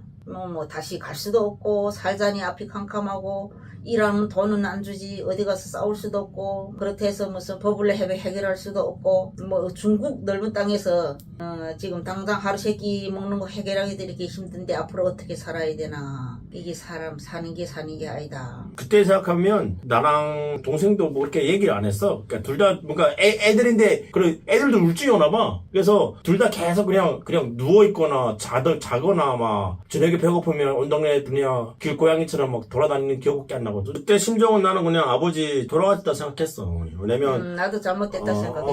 왜냐면 그냥 그때까지 살이가 그랬고 그때만 해도 막 이 손과 손 이렇게 연결해가지고 끌어가고 진짜 뭐 귀 연결해서 끌어가고 진짜 처참하게 북송시킬 때라서 절대 뭐 인간이 뭐야 짐승 이하의 취급을 할 때라서 아버지는 북한 가자마자 죽었겠다 이렇게 생각하고 뭐 어머니도 그렇게 생각했을 것 같아요. 그래서 혼자 단독으로 탈북한 게 아니고 가족이 우리가 탈북했으니까 그거는 영락없는 배반 총살감이지. 5개월 동안은 연락이 한 번도 안 된 거야? 안 된 게랑 연락이 올 수도 없고 그러니까 겨울에 잡혀갔는데 봄 돼도 5월이 돼도 소식이 없고 이러니까 어제는 저 세상으로 갔겠다. 이승의 사람이 아니다. 어떻게 살아야 되나. 어쨌든 그렇게 지옥 같은 삶을 5개월 산 거지. 저희 가족이 이제 몇 개월을 그냥 사는 게 아니었습니다. 그러다가 아버지가 연락이 왔죠. 전화가 오지 않았어요? 우리 저희 기억에는 어떻게 됐죠? 우리가 전화 없으니까 예. 휴대폰이 없고 그때 상황에는 중국에도 엔가만한 사람이 뭐 따가다 하면서리 큰, 여기는 삐삐지. 그거 차고 댕길 때니까 거기도 휴대폰이 없는 사람도 많고 부자나 갖고 댕겼고 우리는 도망자 신세니까 없지 전화. 어떻게 찾아왔냐면 통화 한번 하지 않았나? 아버지가 탈북 성공했다 해가지고 연변인 가서 전화 왔고 경찰이 알려줬어. 그러니까 어느 날 뭐 온 가족이 어머니랑 똑같이 있었는데 갑자기 이제 연락을 받은 거죠. 그러니까 저희 집에 당연히 뭐 그런 전화기 없었는데 이제 아버지가 탈북을 다시 성공했다 이 얘기가 전해 들었거든요. 공안이 알려준 거예요. 어젯밤에 탈북해서 지금 연변 어디 숨어 있다. 그래서 다시 이제 일을 올 수 있다. 그거를 우리가 전해 들었어요. 밤늦게. 그리고 아버지가 이틀 뒤인가 3일 뒤인가 아버지가 그러니까 솔직히 저는 그거 딱 얘기 들었을 때 거짓말이다. 뭔가 우리 마음 뭐 어지럽게 해가지고 나머지 가족도 북송시키려고 그러나? 아니면 뭔가 또 뜯어먹으려고 그러나? 어찌됐건 그때 사람한테 한번 배신당하니까 저는 어린 나이에 안 믿었거든요. 아버지가 재탈북했던 그게. 그러면 아버지 목소리 직접 들은 것도 아니고 아버지의 얘기를 전해 들은 거잖아요. 그래서 저는 믿지 않았는데 어머니는 믿는 거예요. 왜냐면 그 사람들이 우리한테 거짓말할 이유가 없다. 그래. 네. 우린데는 뭐 받아갈 것도 없고 우린데다 뭐 사기치서 나오는 것도 없는데. 그래서 아버지가 온다고 그러니까 우리는 반신반의였죠. 전 믿지 않았어요. 예. 어머니는 좀 믿으신 것 같은데 그래서 반신반의로 있었는데 아버지가 진짜 한 거의 6개월 만에 재탈북해서 그 통화 3일 뒤에 기차 타고 진짜 어머니랑 저랑 다 우리 세 가족이 지내는 이제 치치하루 그 집으로 온 거죠. 맞아. 맞죠? 있을 수 없는 일이지. 꿈 같은 일이 일어난 거지. 근데 그것도 잡혀가서 네. 물론 나는 북한에 잡혀 안 가서 모르겠지만 또 네. 북한 상황은 잘 모르니까 그때 당시 그저는 거기서 나온 지 몇 년 됐으니까 근데 거기 가서 어차피 뭐 노동교화소에서 일도 죽게 하고 거기서 어찌해서 싸움이 붙어가지고 갇힌 사람들끼리 서로 싸웠나 봐. 아무래도 너 아빠가 몰매로 맞았겠지. 몰매로 맞으니까 이마가 다 찢어지고 무릎이 다 나가고 하니까 병원을 입원했다고 해대. 근데 입원했는데 물론 다 이렇게 다 족쇄 발세 다 차고 경찰이 지키는 거지 안전원이. 중국에 지치할 그 감옥에서는 중국 지분은 높으니까 층에서 못 뛰어내린단 말이지. 근데 저쪽 북한 지분은 좀 이 건축 구조물이 좀 2층이라도 그렇게 높지를 않단 말이지. 병원의 2층에서 옷비누를 어떻게 이거 풀고 족쇄를 풀고 뛰어내려서 두만강을로 기고 가시덤불 헤치고 다시 연변으로 오게 된 거지. 아버지처럼 탈북한 사람이 있을까 싶을 정도로 어머니 기억하시겠지만 아버지가 요만한 못을 삼켜가지고 피도 토했대요. 그때 이제 좀 도처가 좀 포월할 때 아버지가 2층인가 3층 병원에서 뛰어내려서 피도 나오고 막 여기도 깨지고 막 함몰되고 진짜 뭐 아버지 탈북해서 3년 만에 아버지 얼굴을 봤잖아요. 그러니까 제가 넌 아버지가 아니었어요. 사람이 반쪽됐고 그러니까 여기도 다 꺼져 있고 막 여기도 뭐 뭐라 그래야 돼? 아버지가 그런 강인한 모습은 아예 없었어요. 우리 온 가족 탈북할 때는 얼음치기 한 거잖아요. 걸어서 언강을 꽁꽁 얼어붙은 그 강을 건넜는데 아버지 그때 다시 수영해가지고 그때는 6월인데 네. 한참 거기 모내기 좀 끝날 임박이지. 웃기는 거는 거기 머리가 터지고 이거 다 이렇게 꼬매 의식이 좀 가물가물한데 안전원들이 얘기하는 게 자기네끼리 그더래. 저 새끼는 가족이 들고 떼길래 영락없는 총살감이다. 바로 상부에 제기해서 총살하는 데를 보내자 뭐 이런 얘기를 하더래. 붙였대? 그러니까 어제는 마지막이다 2판 4판이다 여기서 총 맞아 죽으나 두만강 다시 가족인 데로 가거나 그래서 어쨌든 양자택일이니까 2층에서 뛰어 내려서 마침 거기 무슨 있으면 자기도 엉덩이 깨지고 뭐 다리 부러지지. 근데 어떻게 해서 그래도 그 사일생으로 다치진 않고 논밭을 가로질러서 도망가고 거리가 꽤 있어. 가지밭을 내서 가지밭으로 가면 그 가지가 이렇게 꼭꼭 찌르는 가시가 있어. 거기 다 긁히면. 근데 몇 며칠 먹지도 못하고 계속 이렇게 묶여있던 상황이니까 사람이 갑자기 계속 묶여있다가 이 장기도 저렇게 처져 있을 것이고 도망강에 이렇게 두 갈래가 있어. 이렇게 해서 여기 또 흙을 조금 있다가 또 이런 데 있는데 정신이 혼미하니까 자기 이렇게 다시 이렇게 왔다가 도망강 하나 더 건너가야 되겠다고 했는데 다시 북한을 간 거야. 먹지도 못하고 이식이 좀 불명하니까 두 갈래 도망강길에서 여기로 왔으면 다시 여기로 가야 되는데 착각했단 말이지. 다시 가니까 다시 북한 땅이더래. 소소들이 왔다 갔다 하더래 새벽에. 그러니까 얼마나 황당하겠나. 모르는 많지. 그때 다 도망강 녹았으니까. 그래 어쨌든 도망강으로 다시 해서 또 이래 하니까 3번 걷는 거지. 이러고 그 어디 중국 땅에 들어서니까 다 부서지고 무슨 팬티밖에 없더래. 물이 다 쓸려 내려가지고 여기서 고름이 줄줄 나오고 무릎이 다 깼어. 무릎에서도 고름이 줄줄 나오고 이러고 거기 와서 애딴 집에 가서 좀 도움을 받아가지고 옷도 입고 그래도 머릿속에 기억은 있었는지 그 단체에다 전화를 하니까 돈을 조금 보내준 것 같아. 그래 그 돈을 가지고 고만이 그 삐삐를 어떻게 전화해가지고 그 사람이 우리 가족이 어디 있는가 좀 찾아달라. 그러니까 그 사람도 우리 그 밀접한 관계는 없지만 잡혀가고 쪽지도 전하고 했으니까 우리 대충 어디 숨어 있다는 건 알거든. 그러니까 그 사람이 연락해서 다시 찾아오게 된 거지. 쪽지 줬던 사람이랑 같은 사람이야? 맞아요. 쪽지 준 경찰이 우리 쪽지를 줬으니까 우리 집은 알 거 아니야. 어디 그 지금 거주했다는 거. 근데 이게 또 너 아버지가 그 사람이 연락 그 삐삐로 그 사람도 휴대폰은 없었어. 그때 삐삐가 있었거든. 이 항상 이 엉덩이다 차고 댕겼는데 거기를 연락이 왔나 봐. 그래서 내가 다시 재탈북했으니까 우리 가족이 어디 있나. 그래가지고 그 사람이 우린데다가 아빠가 다시 재탈북했으니까 며칠이면 올 거다. 이래서 연락을 받았다가 그 다음에 사물이 우리 다시 감격적인 상봉을 하게 된 거지. 그게 참 재밌는 게 아버지를 잡아간 공안이잖아요. 그 사람들은 같은 공안인데도 그냥 이 사람을 육성시키려는 목적밖에 없었고 같은 공안인데도 말 통하고 아버지 얘기 듣다 보니까 당연히 그 사람은 뭐 그렇게 감정 주고 뭐 그렇게 그런 들면 안 되는데도 아버지 상황 보고 듣다 보니까 이제 안 된 거지. 근데 공안이 또 도와준 거죠. 어찌 보면 공안이 잡아가고 공안이 우리 가족 제어할 수 있게 도와준. 근데 그 사람 제가 직접 잡은 게 아니고 그러니까 통역사지 뭐. 그래서 참 웃겨. 그래서 제가 아버지를 딱 봤는데 멈칫했거든요. 제가 알던 아버지가 아니라서. 뭐 영화에서는 뭐 보면 막 울고 뛰어가고 그러잖아요. 그거 딱 불화예요. 제가 봤을 때는. 정말 당황해가지고 저는 움직이지 못했어요. 아버지도 감격해서 그런지 모르겠지만 아버지도 그냥 문 열고 들어와서 한참 서 있었고 서로 벙벙한 거지. 네, 벙벙했어요. 진짜 뭐 드라마처럼 막 울고 뽀뽀하고 껴안고 우리 안 그랬는데 그죠 어머니? 이 와중에 뽀뽀는 또 무슨 뽀뽀야. 뽀뽀 어떠세요 어머니? 오늘 뽀뽀에 발끈하십니까? 이상한 뽀뽀네. 뽀뽀는 아니고 네. 아무튼 문 열고 들어왔는데 눈이 그저 해둥그레져가지고 말이 안 나가는 거야. 그치. 말문이 막혀가지고 보니까 사람은 채채해사고 반 송장이 되어 왔지. 여기 많이 찢어져서 여기 반을 세 반을 네 반을 꼬매고 왔지. 그래 여기 다 찢어진 거 우리 그만 얘기합시다. 어머 아버지 모습도 생각나잖아요. 예. 어머니도 그렇게 벙벙했어요? 그래 갑자기 만나니까 뭐 어떻게 할 말을 잃은 거지. 이렇게 이런 일도 있구나. 죽었다고 생각한 사람이 이렇게 다시 살아 돌아올 수도 있구나. 이런 생각. 죽은 사람이 돌아온 거지 우리한테는. 그래 거기에 그 지금도 기억나는 게 아버지가 어찌됐건 이렇게 옷을 하나하나 이렇게 벗으면서 몸을 봤는데 사람이 몸에서 그렇게 수많은 컬러가 있는 거 처음 봤어요. 빨갛고 파랗고 초록고 그러니까 멍이 무슨 진짜 아버지 몸이 그냥 전쟁터였거든요. 진짜 그때 진짜 실감하고 눈물 진짜 많이 났는데 근데 아버지는 그렇게 막 힘들게 왔는데 아버지는 계속 웃대. 예, 아버지는 그래도 가족 다시 상봉하니까 좋은가 봐요. 자, 그래서 저희 가족이 6개월 만에 아버지 다시 만나고 아버지가 일단 제일 처음에 뭐 굳이 그때 저도 반 정신 나갔고 그냥 제정신이 아니었지만 아버지가 처음 저희 가족한테 돌아와가지고 뭐 모든 말씀 뭐 모든 행동 기억 안 나지만 계속 뭐 안심시켰어요. 그리고 우리가 이 나라 땅에는 희망이 없다. 또 우리가 한국 어떻게든 가야 되겠다. 새벽에 우리 도주했잖아요. 여기서 또 맞죠? 오후에 너 아버지가 왔는데 왔고, 그 뭐 원래 뭐 우리는 뭐 없으니까 없죠 뭐. 큰 가방 하나면 다니까 가죠.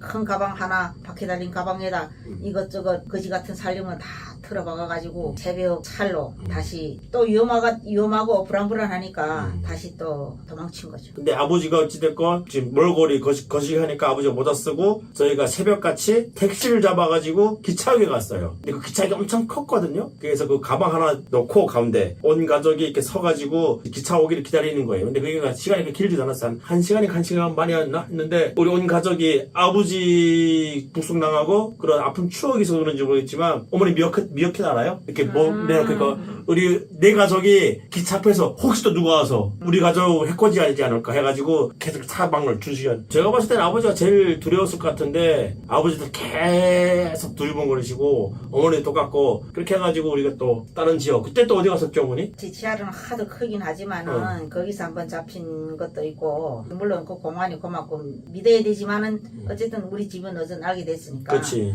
그래도 다시 안전하다고 생각해서 또 다시 내몽골로 가게 된 거지. 아 그때 맞다 또 내 몸 갔었다. 이번엔 더 깊이 들어가려고 네. 인적이 좀 드문 데로 그래서 새벽같이 또 기차 타고 사실은 차비도 없어서 뒤지기름에다가 쪽파로 재워서 먹는 상황이 됐는데 그래도 지금도 고마운 거는 그 여기 한국 단체에서 재탈북했다 하니까 조그마한 돈을 보내줘가지고 그 돈을 해가지고 다시 기차 타고 배 타고 내몽골로 다시 가게 된 거지. 저희한테 진짜 소중한 돈이죠. 저희의 경비가 적어도 우리가 이동할 수 있는 차비가 되는 거잖아요. 진짜 우리한테는 어쨌든 진짜 절실한 꼭 필요한 돈이었고 그 내몽을 간 이유는 그런 것 같아요. 뭔가 우리가 좋았던 그래 중국에서 월급도 그래도 따박따박 받고 그리고 또 잘 먹었던 기억이 있어 그런지 모르겠는데 거기가 제일 기억에 남는 거지. 네, 그래서 거기 사람들 제일 좋았고. 그게 제일 또 안전하다 생각해가지고 온 가족이 또 기차 타고 차 타고 배 타고 아 그 기억이 진짜 새록새록하네. 그때 그 기차 안이 기억나거든요. 아버지 보면서 이게 뭐 무슨 얘기를 하는데 아버지가 그런 얘기를 하셨어요. 아버지가 그냥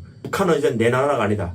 저거는 나라가 아니다 이렇게 얘기했고 중국도 우리가 살 곳이 안 되니까 꼭 한국에 가야 된다. 한국보다 정확히 표현이겠죠. 남선 가야 된다. 가서 너네 공부도 하고 어머니 아버지도 제대로 일자리 받고 아버지 그때 몸이 너무 많이 상했으니까 아버지 치료도 받고 해가지고 아버지가 그때부터 남조선 가야지 우리가 사람답게 산다. 그 얘기를 아버지가 진짜 많이 하셨어요. 그때부터 그래서 어떻게 하면 한국 갈까 하고 학수 고대하고 여기저기 알아보고 그랬지. 아버지가 방향성, 남조선, 남쪽 방향성이 확실해가지고 저희 온 가족도 남조선, 대한민국 가야 살 수 있다. 그러니까 그때부터 초창기부터 그랬으면 그렇게 고생을 안 했을 건데 그치. 어찌됐든지 간에 처음에는 한국행을 택하지 않고 거기서 어떻게 좀 살아보자 한 게 좀 큰 오산이었지. 내몽골로 갑니다. 그리고 또 이게 야야야 해가지고 뭔가 내몽골이 두 번째 가니까 좀 마음의 여유? 건물도 보이고 좀 좋았습니다. 전 두 번째 개인적으로. 어머니는 어땠어요? 또 한 번 가서 조금 알게 된 사람들도 있고 하니까 연고자가 있으니까 좀 마음 편한 거지. 내몽골에는 얼마 안 잊었어요. 왜냐면 저희 목적이 딱 대한민국 좌표가 찍혔잖아요. 그래가지고 거기서는 뭐 한 달? 2달? 정도 있었나? 그럼 내몽골 원래 있었던 그 식당으로 다시 간 거야? 아니죠. 그 식당에는 다시 못 가고 한 번 나왔는데 또 다시 가기는 그렇고 또 다른 사람 소개시켰었어. 이번에는 조선족이 운영하는 식당에서 내가 일하고 그 아버지는 시장에서 심부름 좀 하고 이름에 월세집 찾고 거기서 좀 한 달 반 지낸 거지. 아무리 지치하든 떠나야 되니까 움직인 게 그래도 안전하다고 좀 더 들어간다 해서 간 게 몽골인 거지. 내몽골인 거지.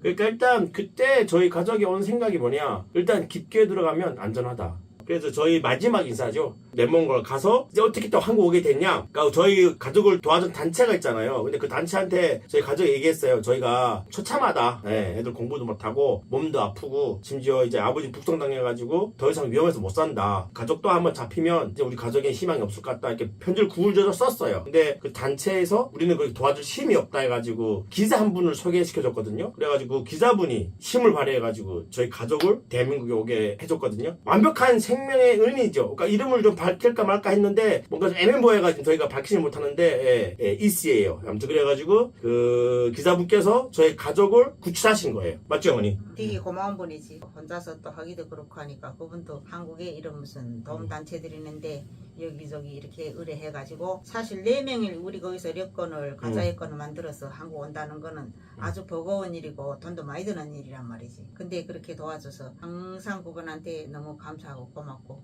잊지 못할 은혜를 입은 거지. 저는 그분 얼굴 지금도 기억하고 한국 와서도 만났습니다. 만났고 정확히 말하면 찾아오셨죠. 저희가 이제 국정원 나와서 조사받는 또 기가 있는데 거기 찾아와서 인사도 드리고 무릎 꿇고 감사도 했죠. 그래서 그분 덕분에 저희 온 가족이 올 수 있었고 어떻게 왔냐 궁금하시잖아요. 비행기 타고 왔습니다. 저는 어머니 아버지는 3년 계실 때 저희는 아무래도 애들이다 보니까 거의 다 들려가지고 그러니까 한족이 무슨 말을 하면 다 알아들어요. 뭐 간단한 언어를 다 알아듣는 거예요. 그래서 통관할 때 질문을 하면 알아들으니까 끄덕거리거나 제스처를 할 수 있잖아요. 근데 어머니나 아버지는 좀 오래 살아도 언어가 좀 안 되니까 따로 온 거예요. 그래서 저랑 동생이 먼저 대한민국 한 달 뒤에 어머니랑 아버지가 왔죠. 한 달 간격으로. 어떤 느낌이었냐면 그러니까 비행기 타기 전인데 비행기 타본 적이 없잖아요. 그래서 비행기 타고 대한민국 갈 수 있다고 그러는 거예요. 그래서 말이 되나? 북한에서 남조선을 그렇게 나쁘게 배우고 남조선 가야 살 수 있는 그런 상황인데도 이 비행기 타고 한 1시간 반 정도 가면 대한민국에 갈 수 있다 해가지고 지금 비행기를 기다리는 동생이랑 그 우리 안내분이랑 이렇게 셋이서 지금 비행기를 기다리는데도 심장이 엄청 뛰는 거예요. 이거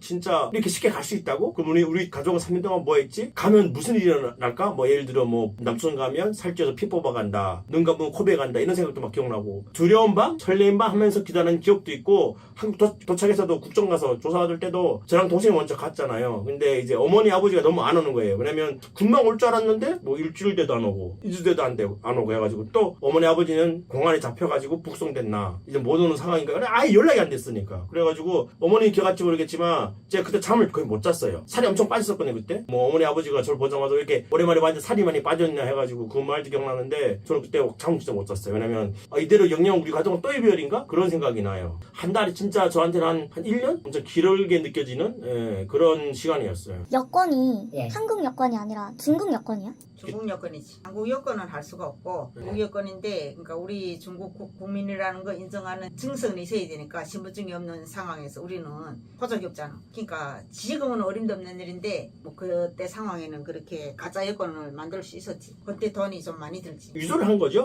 그치. 유조를 한 거고 그때는 충분히 종이로 가능할 때죠. 유조잖아요. 걸리면 당일 북송인데 안 걸린 거죠. 공안도 한두 명 뭔가 그 관계자분들이 섭외해 주신 것 같고 근데 어찌됐건 안 걸린 거예요. 위조. 그래 그래도 너네는 북경으로 떠날 때 네. 애들은 말을 듣고 조금씩 번지는데 네. 그러니까 우선 너네는 북경으로 떠났고 그것도 물론 안내해주는 사람도 있었고 근데 우리는 말은 대충 알아들어도 기본 이 해가 굳었는지 잘 돌아 안 가니까 위험하니까 북경은 원래 수도니까 그래서 너네를 거기 한 달 전에 8월에 보내고 우리는 심양에 갔다가 거기서 또 탈북자누가 비행기 타다가 잡혔다. 그 잡혀 북한 가면 죽는 거지. 죽지. 무조건 죽지. 그래서 또 다시 두려워서 장춘공항 갔어.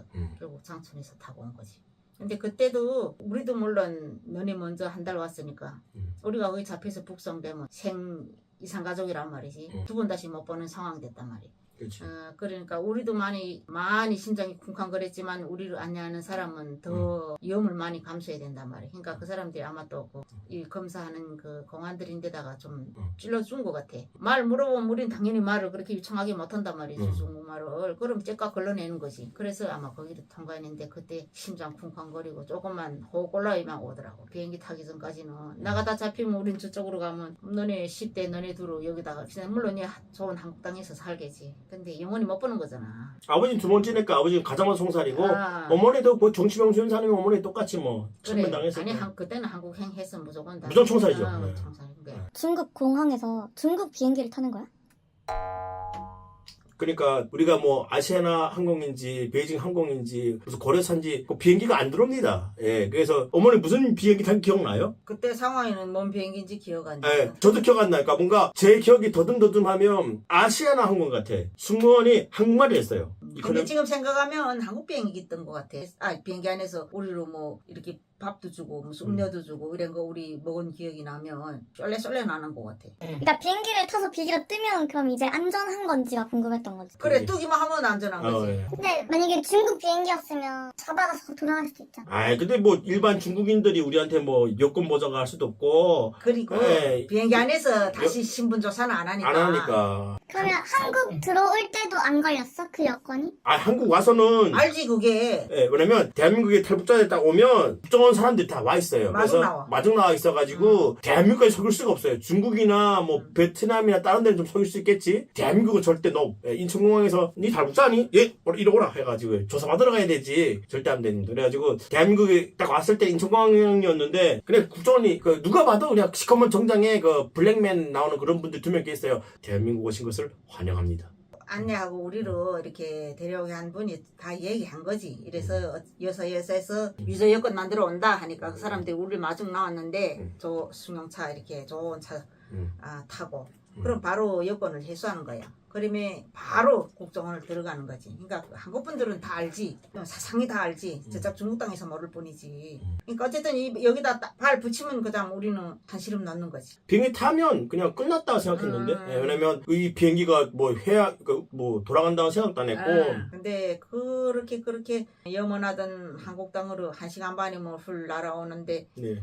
그게 그렇게 몇몇 년이 걸려도 몇십 년이 걸려도 이 땅에 오기가 힘들었다 그러지. 그래서 감격스럽게 오게 된 거지. 그래가지고 저희 가족이 은인이죠. 그 기자님 덕분에 그분이 아니었으면 저희 가족이 당연히 대한민국 오지 못했고 지금은 어떻게 될지 잘 모르겠습니다. 지금은 다 잡혀가서 굶어 죽거나 맞아 죽거나 총 맞아 죽거나 뭐 어떻게 아니면 뿔뿔이 흩어져가지고 그냥 거지처럼 아니면 어디 노예처럼 일할 수도 있고 뭐 어떻게 될지 모르겠습니다. 아직까지 정확한 거는 그 기자분 아니었으면 절대 대한민국에 올 수 없고 근데 흔히 탈북자들이 사실은 북한에는 겨우 없으니까 뭐 하나님 믿고 이런 거 없는데 사람이 막 빠지들어서면 다 이렇게 두 손을 이렇게 하게 돼. 하늘을 올려서 모르지만은 좀 도와주시옵소서 이런 기도 아닌 기도를 하게 되는 거지. 동아줄이라도 잡느라고 응답이 계셨는지는 모르겠다만 어차피 우리 걔도 여기까지 오게 된 거는 큰 축복이지. 일본 자율자들 말하는 것도 다 그래. 그러니까 북한에 당연히 종교가 없잖아요. 아니 종교가 있긴 있죠. 뭐 돼지가 종교겠죠. 뭐 초상가 있고 동상이 있으니까 그런 거 말고 진짜 종교가 없거든요. 근데 진짜 절정에 그래 진짜 위험한 순간에는 자기도 모르게 막 두 손 잡고 뭐 아니면 하늘 보고 이렇게 간절하게 신이 있는지 없는지 모르겠지만 하늘 보면서 이제 기도 아닌 기도를 했던 사람이 꽤 많거든요. 그러니까 그만큼 이제 인간이 그만큼 나약하고 자기가 할 수 없는 영역에 왔다. 이제는 이거는 불가항력이다. 뭐 이런 진짜 절저절명 뭐 그런 상황이 자기도 모르게 그런 기도를 하나 봐요. 그래서 어머니 아버지도 처음으로 그렇게 간절한 기도를 하지 않았나. 그러면 비행기에서 딱 내리면 기다리고 있어? 어디서 기다리고 있어? 아 국정원 그 사람이 나도 이렇게 비행기에서 내리면 이렇게 나오잖아. 지하철 같이 이렇게 쭉쭉 나오는데 바로 모두 사람들이 여기 지금 한국에 보면 누가 마중가 뭐 이런 피켓이랑 들고 이렇게 마중 가는 것처럼 그 사람들 거기 바로 와 있어.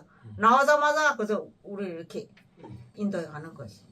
나랑 동생은 나오니까 바로 알아보는 것 같더라고. 검은 정장 입은 형 2명이 와가지고 대한민국 오신 걸 환영합니다 하고 이제 바로 차 타고 가서 안내를 했죠. 그때 음료수 줬는데 기억은 안 나요. 그래서 그 형님들 음료수도 주고 잘 왔다 뭐 이런 얘기가 기억나고 그리고 바로 그냥 국정원에 갔죠. 조사받으러. 다른 사람들이 봤을 때는 완전 VIP인 줄 알았겠다. 그럴 수 있지. 그럴 수 있지. 뭐 재벌집 어디가든 마중 나온 줄 알겠지. 예, 아니에요. 사실은 도망병들인데. 네, 폐상병들이고 이제 가서 이제 철저하게 조사 받으러 가는 거예요. 예. 근데 그때 상황에 또 사실 탈북자들이 오는 게 별로 많지 않았으니까. 그때는 없었지. 그러니까 또 그렇게 한 거지. 그러니까 지금은 모르겠어. 그러니까 그때는 왜 그렇게 우리가 또 다르냐면 비행기 타고 오더라도 중국에서 직항 오는 사람이 거의 없었고 태국, 베트남, 라오스, 캄보디아 뭐 이런 식으로 그래서 3국으로 왔고 그리고 단체로 왔어요. 막 10명, 20명, 30명. 그러니까 뭐 누구 봐도 쟤네 이상한데 해가지고 다 보이는 느낌이고 우리는 뭐 우리 2명 어머니 아버지 이런 식으로 와가지고 그게 치지가 않았죠. 근데 그럼 국정원에서 부모님도 나중에 온다는 걸 알고 있었어? 알고 있지 당연히. 봐봐. 다 알지. 다 봐봐. 물어봤을 거 아니야. 너 이름이 뭐니? 얘 장명진입니다. 뭐 몇 살이나 물어보고 어머니 아버지 얘기를 물어볼 거 아니야. 어머니 아버지는 지금 중국에 있는데 좀 있으면 비행기 타고 올 것 같습니다. 근데 언제 어머니 아버지 이름 다 얘기하고 그럼 어머니 아버지가 국정원에 가자마자 무슨 얘기했어? 애들은 먼저 왔습니다. 이름이 뭐고 대략 얼마 전에 왔습니다 하면 국정원에 누구 있겠어? 이미 잡혀 있는데. 그러니까 뻔하니까 뻔하니까 어머니 아버지가 오자마자 나랑 동생이 그냥 방에서 TV 보고 있는데 그냥 불렸어. 어머니 아버지 왔다 해가지고 그냥 가니까 진짜 어머니 아버지가 그 큰 방에 어머니 아버지가 딱 앉아있더라고요. 그때는 뭐 어떤 느낌이 났냐면 아버지 어머니가 딱 앉아있는 거 보고 진짜 이제는 살았구나. 살았구나. 맞아, 어머니. 맞다. 살았다. 이제 진짜 살았다. 어머니가 그 얘기했지. 이제는 너희 공부할 수 있다. 아버지는 그 얘기했어. 아버지는 명진아, 이제 너 장가 갈 수 있다. 모르겠어. 아버지가 내가 장가 갈 나이는 안 했지만 아버지 그 기억이 나. 너 장가 갈 수 있다. 너 예쁜 드라마에서나 나오는 그런 예쁜 여자 만나가지고 서울 여자 만나가지고 결혼할 수 있다. 지금 여태 못 가고 있구만. 많이 불편합니다, 어머니. 오늘. 이 어머니 많이 불편합니다.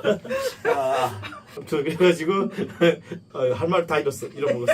그때는 어머니 아버지 상봉하고는 뭐 어머니 아버지 우리보다 100배 더 기뻤겠지만 그냥 저는 딱 어머니 아버지 오자마자 어머니 아버지 살아 돌아왔었다. 북송 안 당했다. 그냥 웃음이 났어요. 웃음이 그냥 하하하 가지고 이제 한시름은 온 거지. 그래서 어머니 아버지 오래 물어봤자 야 질문이 많니? 무슨 질문하니? 우리 한 달 동안 선배잖아요. 그때 뭐 국정원이 많이 알고 있거든 이미. 그래서 웬만한 거 다 알고 있습니다 이미. 그러니까 그렇니? 하면서 그 한 3개월 정도 다 조사받잖아요 그때. 그래서 조사받고 어머니 아버지랑 같이 밥도 먹고 그리고 조사 끝나면 주말 가면 이제 그 앞에 보면 농구도 할 수 있고 먹는 그 공간이 있거든요. 그래서 또 얘기하고 해가지고 이제 그때는 이제 어머니 아버지가 주로 했던 말씀들이 이제 뭐 나가서 뭐 해 먹고 살까 뭐 이런 얘기도 많이 하고 비로소 그때 15살이었나 그래가지고 그렇고 어머니는 아버지는 이제 10몇 년 만에 드디어 이제 일반 사람들이 고민하는 뭐 먹고 살지 앞으로 뭐 그런 진짜 평범한 고민을 하면서 그 시절을 보낸 느낌.